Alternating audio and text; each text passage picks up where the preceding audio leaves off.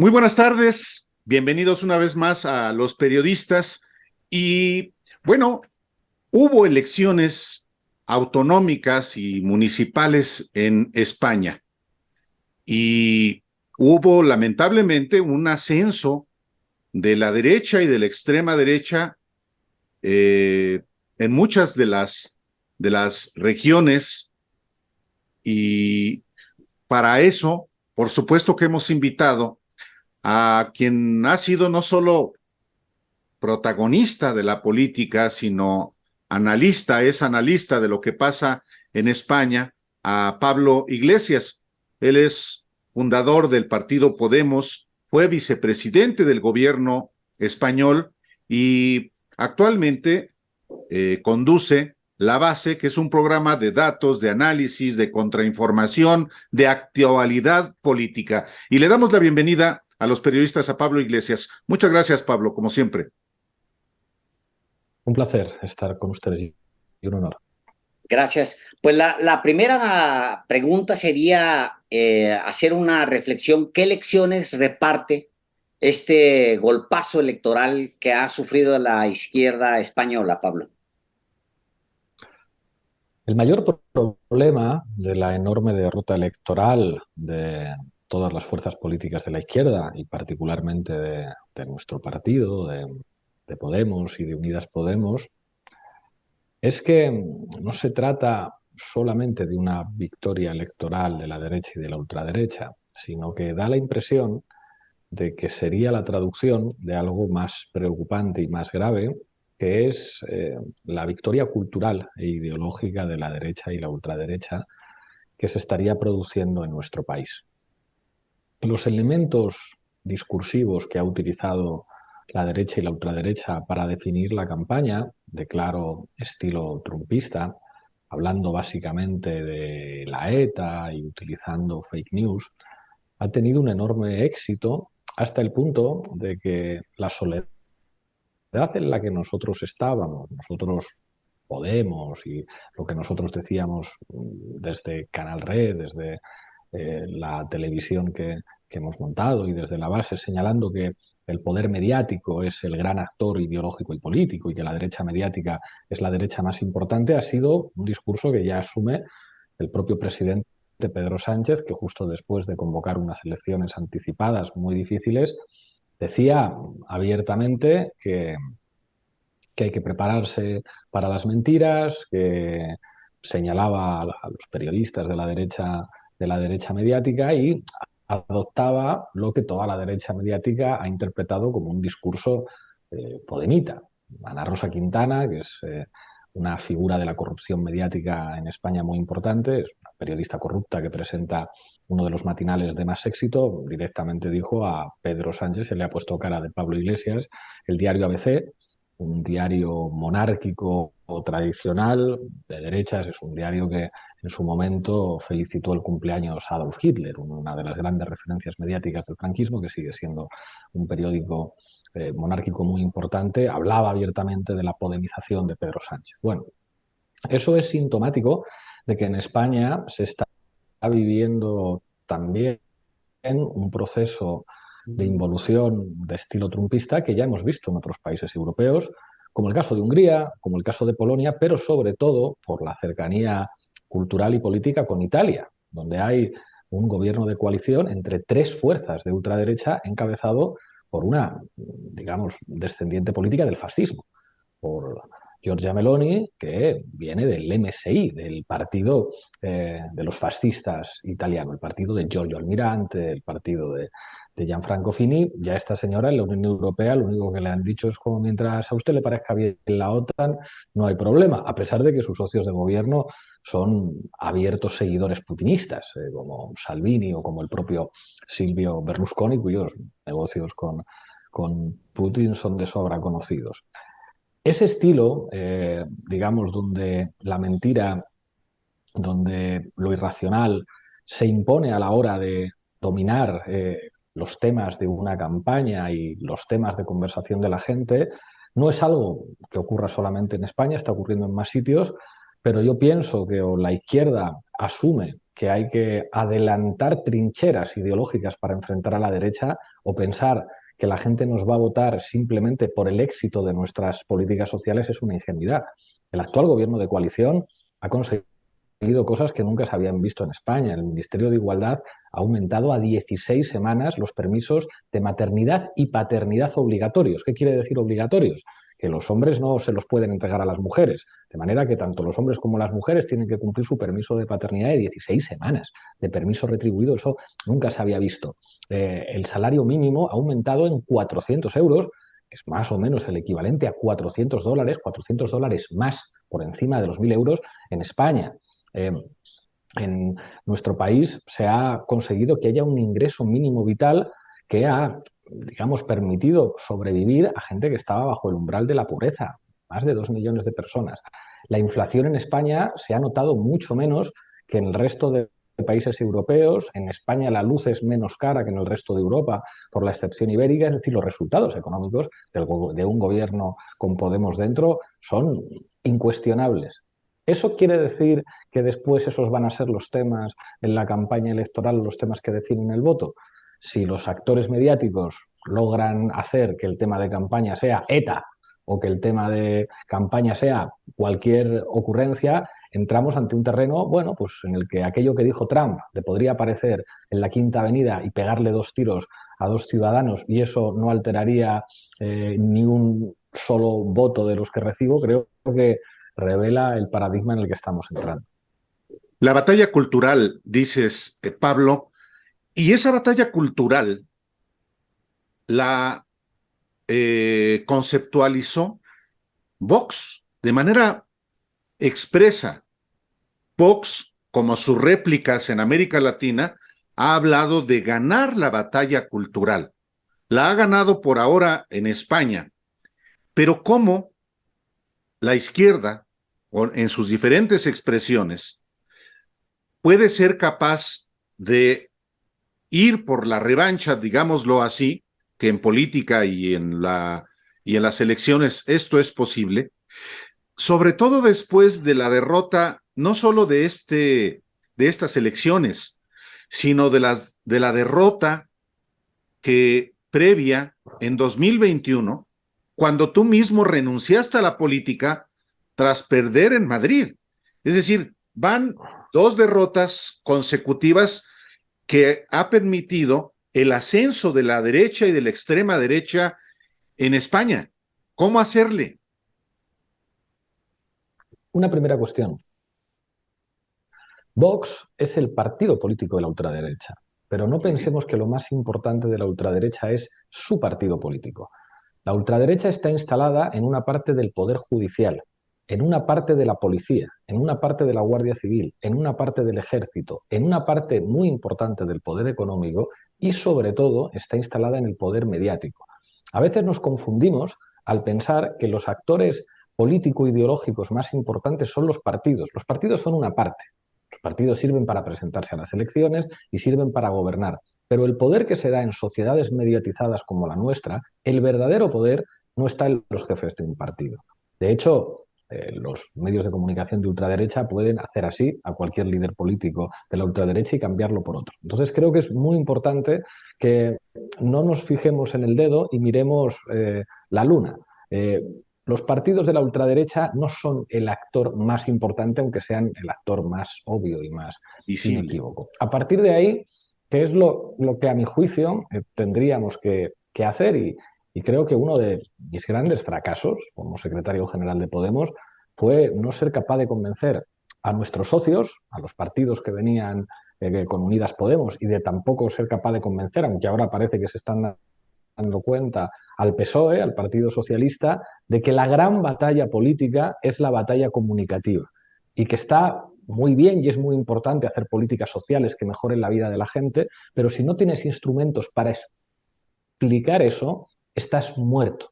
Y que han cambiado una serie de claves en los últimos tiempos. Siempre los medios de comunicación fueron determinantes en la política, pero lo que estamos viendo en esta época, en la época de la dictadura del algoritmo, en la época en la que el paradigma de la Fox en el que se asume mentir sin complejos en la medida en que la mentira genera efectos políticos, en la época del paradigma Trump, del paradigma Bolsonaro, del paradigma Meloni, si la izquierda no asume que tiene que construir instrumentos culturales e ideológicos para dar la batalla y que tiene que avanzar ideológicamente, estamos muertos. Pondré un ejemplo que se entiende muy bien. La clave de la política es enfocar los temas. Si planteamos que hay un problema de seguridad ciudadana y ese tema lo enfocamos por la vía de cómo nos protegemos del problema de la inseguridad a través de la mano dura, de la policía, de medidas penales más estrictas, todos a la cárcel, policías encapuchados con armas, ese discurso siempre va a favorecer más a la derecha, aunque la inseguridad sea un problema. Si decimos que una de las claves para entender la inseguridad es la pobreza, que son las sociedades más inseguras, las sociedades pobres, que son las sociedades en las que no está garantizada la sanidad, ni la educación, ni los servicios públicos para la gente, las que generan más delincuencia, y que por lo tanto combatir la inseguridad se hace, digamos, de otra manera, estaremos enfocando de una manera más inteligente lo que pasa. Cuando la izquierda asume los marcos de la derecha, cuando la izquierda le asume los términos de la conversación a la derecha, entonces ya lo tienes muy difícil. Y vivimos una época en la que el avance ideológico de la derecha y de la ultraderecha a través de los medios de comunicación es enorme. O asumimos que ese combate hay que enfrentarlo sin complejos, que hay que llamar a las cosas por su nombre, que no hay por qué tener miedo a reivindicar lo público, que no hay por qué tener miedo a decir abiertamente que si los ricos no pagan impuestos no hay democracia, que si no hay sanidad pública para todos no hay democracia, que si el poder mediático está exclusivamente en manos de millonarios no hay democracia, entonces nos irán ganando terreno. La derecha en el mundo y pues bueno, en América Latina e incluso en España es muy unida, Pablo.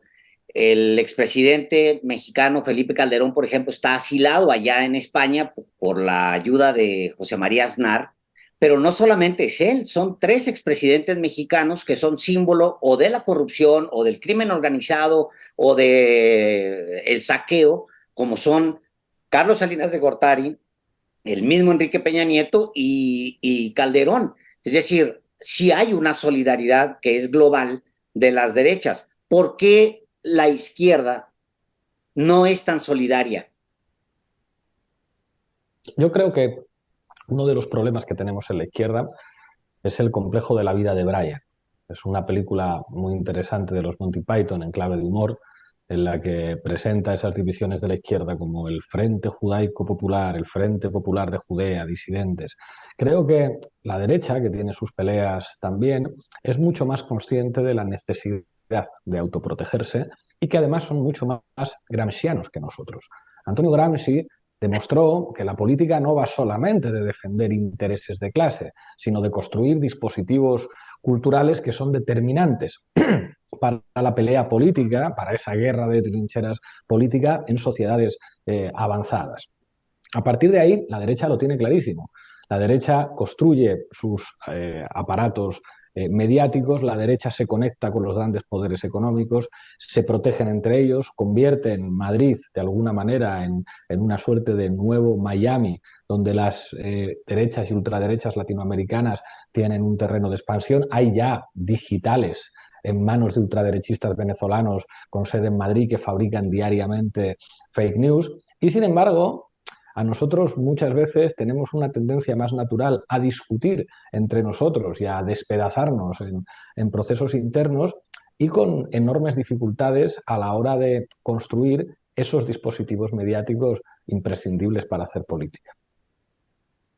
En México, esa coalición de intereses de la derecha y de la extrema derecha, en efecto, están en el Poder Judicial, están en la Fiscalía General de la República, siguen estando ahí, están evidentemente en los grupos empresariales, están también en los medios de comunicación convencionales casi en su totalidad, y además de los partidos de la derecha.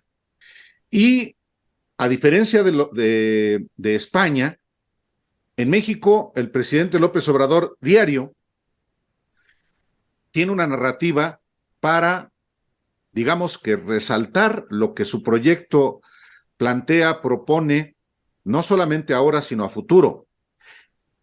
Y eso quizá pueda ser la diferencia, Pablo, ante, por ejemplo, España, con un gobierno, con un jefe de gobierno español más abocado a asuntos más administrativos que de mensaje y de narrativa políticos a los ciudadanos.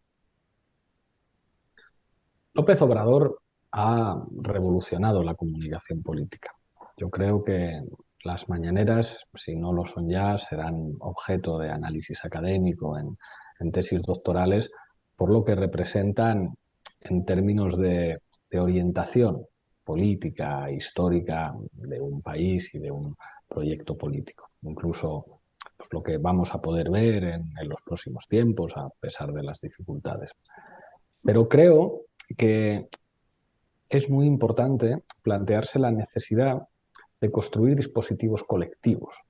Cada país es diferente, cada país tiene su propia realidad, su propia idiosincrasia. Es muy difícil trasladar mecánicamente experiencias de un país a otro país, pero al mismo tiempo hay que pensar cómo constitucionalizar los avances. Uno de los grandes éxitos del neoliberalismo es que es capaz de dejar instituciones neoliberales con las que tiene que lidiar el gobierno progresista que puede ganar unas elecciones y no puede alterar, digamos, esa correlación de fuerzas en las que el neoliberalismo sigue operando a pesar de que haya gestores progresistas o antineoliberales. Tenemos que aprender también a construir una nueva institucionalidad y a constitucionalizar en un sentido material los avances sociales para que si un día se pierden, porque las elecciones se acaban perdiendo, no pueda llegar un neoliberal y desmantelar todos los avances que se han producido en una administración con una visión más cercana a los intereses populares. Yo creo que en México se ha avanzado mucho en los últimos tiempos, creo que se va a seguir avanzando porque sea quien sea el candidato o la candidata de Morena, eso va a continuar, pero creo que más importante todavía que eso es fijar los elementos que pueden asegurar que independientemente de la persona que esté, esos avances que se han producido en México y esos derechos ganados no se pueden hacer saltar por los aires fácilmente. Sabemos que traes una agenda apretada, Pablo. Una última pregunta de mi parte.